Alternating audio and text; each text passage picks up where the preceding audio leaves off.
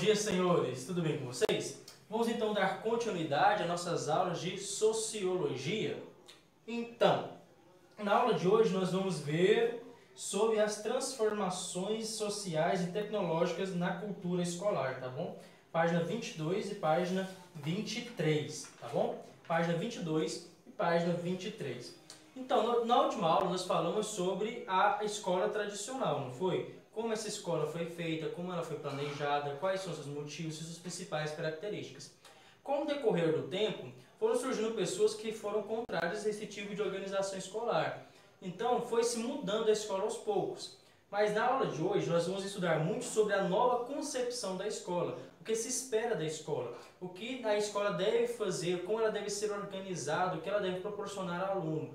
Mas, reparem, nós vamos ver a concepção de escola. A concepção de escola mudou, mas na prática, será que mudou mesmo?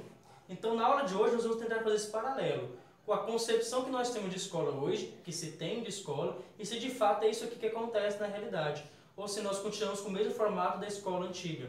É óbvio que 70% da escola hoje é da escola antiga ainda, o formato da escola antiga. Pode ser uns 30% de mudança, mas a grande parte, a maior parte de todo o contexto escolar ainda segue aquilo que a gente falou na aula passada, como vocês mesmos puderam perceber, né? Vamos lá na página 22, segundo parágrafo. Com o passar do tempo, as contínuas transformações sociais, tal modelo de escola voltado unicamente à formação da classe trabalhadora passou a ser contestado por educadores, sociólogos e teóricos da educação. Assim, a escola acabou perdendo a dimensão de instituição disciplinar autoritária, que não respeitava as particularidades nem os conhecimentos dos alunos, e começou a assumir a função de instituição voltada à formação de cidadãos autônomos. A relação professor-aluno se tornou menos distante e hierárquica, e novos métodos de ensino começaram a ser empregados. A escola passou a aproximar a teoria da prática e se adaptou aos novos tempos, tornando-se mais democrática e menos impositiva e autoritária. Não era mais possível manter a imagem de um professor distante que não estava aberto ao diálogo com os alunos, ou de um aluno totalmente passivo e submisso, conforme se configurava no ensino passado. Então, no ensino passado, quais eram as duas principais marcas da escola? Formação de uma massa trabalhadora, formar apenas funcionários para trabalhar, e disciplina, uma forte disciplina. Alguns exemplos que eu posso citar dessa forte disciplina, que essa disciplina aqui caiu bastante. Isso aqui caiu. Mas a formação de uma massa trabalhadora, será? Vamos lá. Sobre a disciplina. Antigamente a gente podia... Na gente não, né? Como eu peguei essa época. Mas os professores podiam usar palmatória nos alunos. Então, se o aluno fizesse alguma coisa errada, podia dar palmatória nele. Se o aluno fizesse alguma coisa errada, tinha castigos. Tinha que ajoelhar no milho, ajoelhar na tampa da garrafa. Eu peguei essa fase quando eu era criancinha, né? No pré, quem fazia bagunça, no fundamental, ajoelhava no milho ou então nas tampinhas de garrafa. Eu nunca fiz isso, né? Minha mãe tá aqui, ela é prova. Eu nunca tive que ajoelhar, porque eu sempre fui um excelente aluno, um aluno extraordinário, né?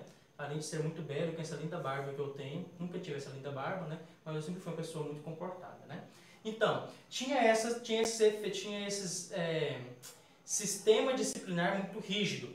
Outra coisa que tinha na escola antigamente era um tablado, que onde o professor falava e andava perto do quadro era mais elevado que onde os alunos estavam.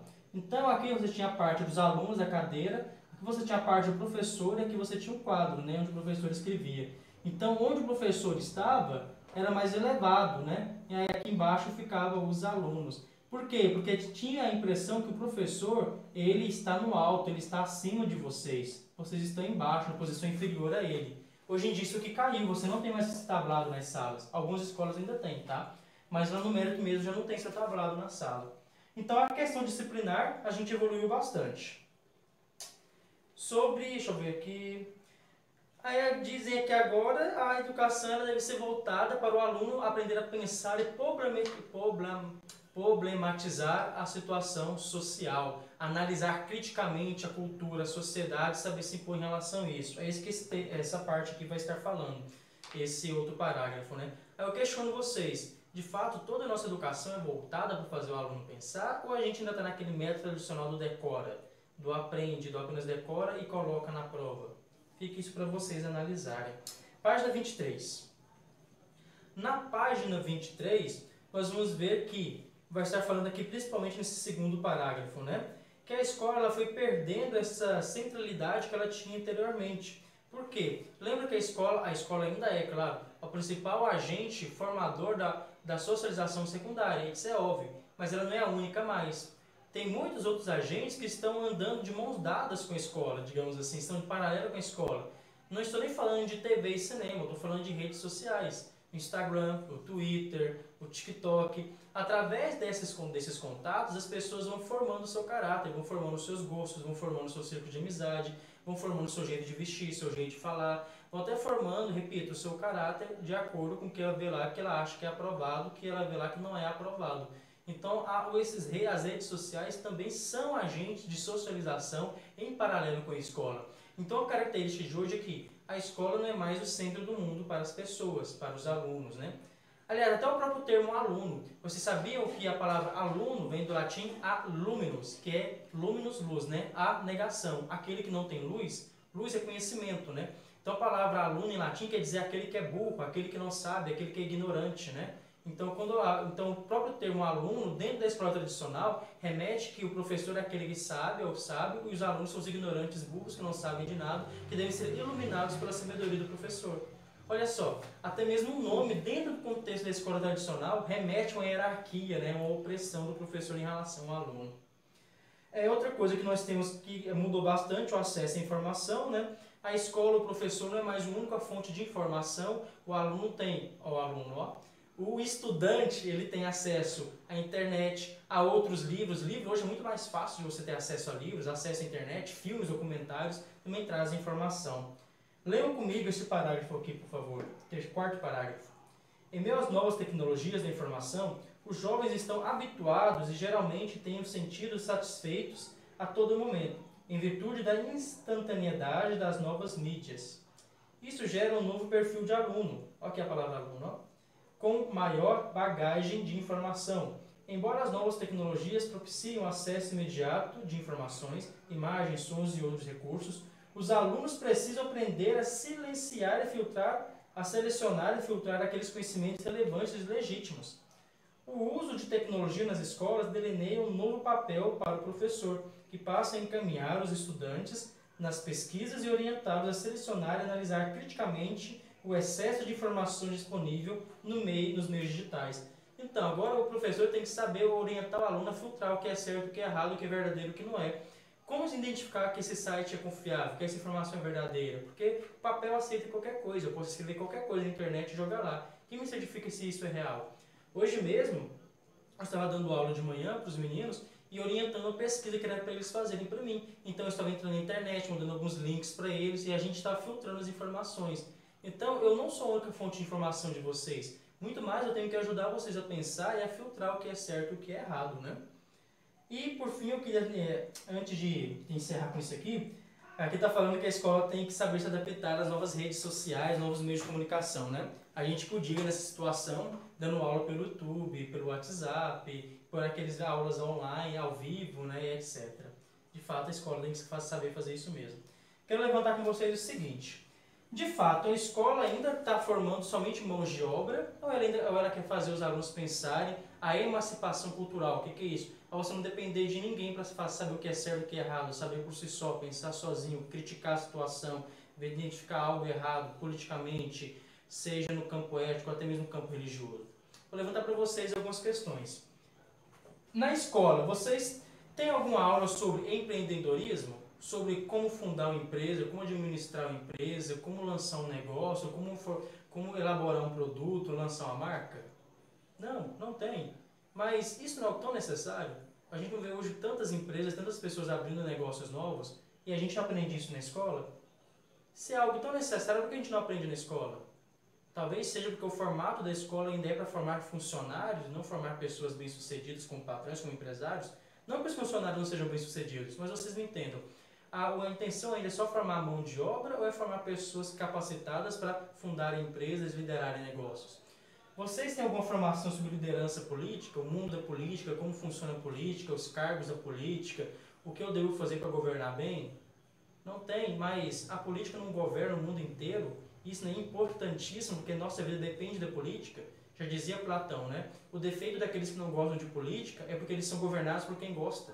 Então, nós temos políticos, nós temos estudo de política e filosofia apenas no segundo ano, no terceiro e quarto bimestre. Pouquíssimo tempo. Se uma coisa é tão importante, por que ela não acompanha com mais tempo? Por que a gente não estuda mais sobre isso?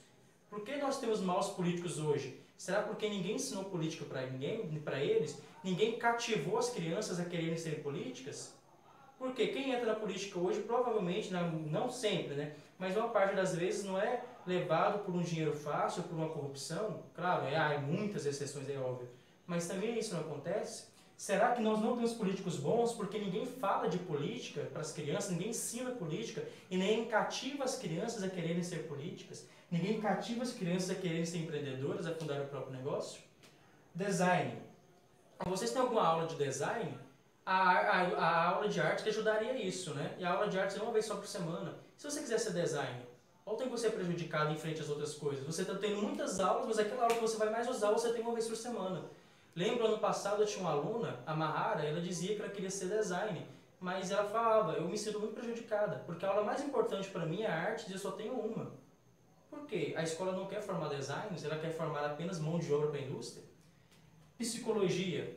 Por que a psicologia, nós não temos aulas sobre psicologia? Eu dou psicologia alguns períodos só na escola, alguns momentos. Terceiro ano, eu dou, tem algumas aulas sobre só, se eu não me engano. Só no terceiro ano. Por que a gente não fala mais sobre isso? Porque a escola não quer formar psicólogos? Olha só, a questão não é nem tanto você aprender esse conteúdo, que é interessantíssimo e importantíssimo. Mas, se ninguém fala disso, quem vai mostrar para as crianças que essas profissões existem? Quem vai cativar as crianças, as pessoas, os jovens? Quem vai cativar vocês a quererem ser psicólogos, a quererem ser designers, a quererem ser empreendedores, a querer ser político?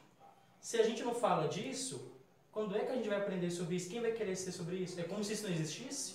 Então, essa é a questão que eu deixo para vocês. A escola realmente mudou? Ou ela ainda continua querendo apenas formar uma mão de obra, um costureiro, alguém que trabalha numa fábrica, produzindo alguma coisa? Por que isso aqui não é valorizado ainda? Por que essas aulas que falam sobre essas matérias são tão curtas? Tem tão pouco espaço? Bem, perguntas da aula de hoje.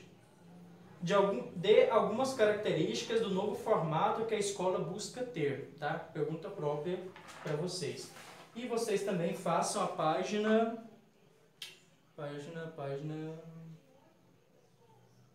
28, tá bom? Página 28 aqui, tá? Essa página aqui e essa pergunta própria. Um grande abraço para vocês e até mais.